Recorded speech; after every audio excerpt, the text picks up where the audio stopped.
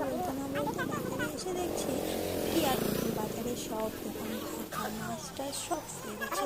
এদিক ওদিক ঘোরাফেরা করার পরে এই দোকানটায় কিছু বাটা পোনা ছিল, বাধ্যতামূলক এটাই নিতে হলো। তারপরে আবার সবজি নিয়ে এলাম, সবজির ঘরেও তাই কোথাও ক্যাপসিকাম বিনস কিছুই নেই। খুঁজে খুঁজে লাস্টে একটা দোকানে আছে, তা আবার দাম জানি না, একবার বলছে 20 টাকা, একবার বলছে 25 টাকা। কি আর বলবো, দিয়ে আসার সময়তে একটা মাংসের ঘরে গেলাম, দিয়ে ওখানে মুরগি টুরগি কেটে মাংস টাংস নিয়ে এখন যাব বাড়ির দিকে।